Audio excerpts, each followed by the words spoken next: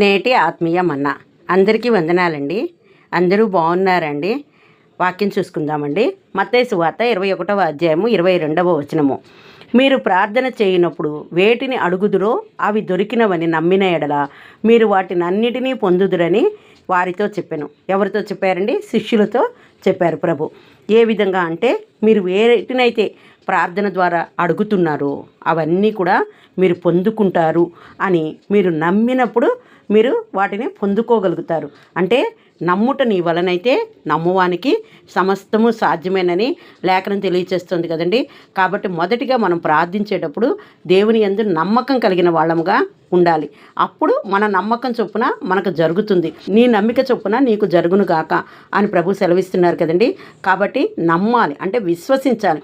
విశ్వసించినప్పుడు నీ యందు దేవుడు అద్భుత కార్యములు, ఆశ్చర్య కార్యములు, చేయలేని కార్యములు అంటూ లేకుండా అనేక కార్యములు చేయగలవారు. నీ కంటికి కనిపించనివి, నీ హృదయమునకు గోచరము కానివి ఇప్పటికే అనేక కార్యములు నీ పట్ల చేసి ఉన్నారు. ఇంకను చేయగలవాడు ఆయన. ఎప్పుడు అనంటే నీవు ఆయన యందు విశ్వసించినప్పుడు. ఎందుకనంటే దేవుళ్ళ అన్నిటికంటే శ్రేష్టమైనది ఏది అంటే అందరికీ తెలుసు కదండి, ప్రార్థన అని. ఆ శ్రేష్టమైన ప్రార్థన మనం కలిగి ఉండి ప్రార్థించున్నప్పుడు ఈ విధమైన నమ్మిక కలిగి ఉండి ప్రార్థించినట్లయితే మన ప్రార్థనలకు ఆయన జవాబులు దయచేయగలవాడు. మనం ఎప్పుడు ప్రార్థన చేస్తామా, ఎప్పుడు సమాధానాలు ఇద్దామా, ఎప్పుడు వాళ్ళకి మేలులు కలుగ చేద్దామా అని దేవుడు కనిపెట్టుకుని చూస్తూ ఉంటాడండి. ఆయన కునుకడు నిద్రపోడు కదా, మన కొరకే వేచి ఉండేవాడు కదా. ఆయన కూడా అంతేనండి. ఆయనకు కూడా అలాంటి అలవాటే ఉంది. ఏ అలవాటు అంటే వేకువనే కొండకు వెళ్ళి ఒంటిగా ప్రార్థన చేయటం. వేకువజామునే ఆయన ప్రార్థనలు చేసేవారు, ఒంటరిగా మొరపెట్టుకునేవారు. అదే విధముగా మెలకువగా ఉండి ప్రార్థన చేయడి అని మనకు కూడా హెచ్చరిస్తున్నారు. ఎందుకంటే మనం మెలకువ కలిగి ప్రార్థన చేయకపోతే శోధకుడు మనపై దాడి చేయడానికి సిద్ధంగా ఉంటాడు. కాబట్టి మనము మెలకువ కలిగి ప్రార్థించే వారముగా, విశ్వసించి ప్రార్థించే వారముగా ఉన్నట్లయితే మన పట్ల దేవుడు అనేక మేలులను విసుగక చేసేడి వారిగా ఉన్నారు. మనం ప్రార్థన చేయాలంటే విశ్వాసంతో ప్రార్థన చేయాలని చెప్పుకున్నాం కండి.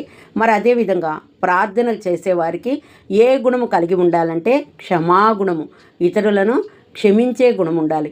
నీ పట్ల ఎవరైనా తప్పిదం చేస్తే వారిని నీవు క్షమించగలగాలి. అడుగుతున్నారు కదండి శిష్యులు ప్రభుని, సోదరుడు ఎన్నిసార్లు తప్పు చేస్తే క్షమించాలి? 7 మార్లా అన్నప్పుడు 77 మార్లు అన్నారు. అంటే కడ వరకు కూడా మనం క్షమించే వారముగా, మన సోదరులే కాదండి, మన చుట్టూ ఉన్న వారిని, మన శత్రువులను సైతం మనం క్షమించే వారముగా, వారి కొరకు ప్రార్థించే వారముగా మనం ఉండాలి. అది దేవుడు మనలో చూడగలిగే గుణమండి.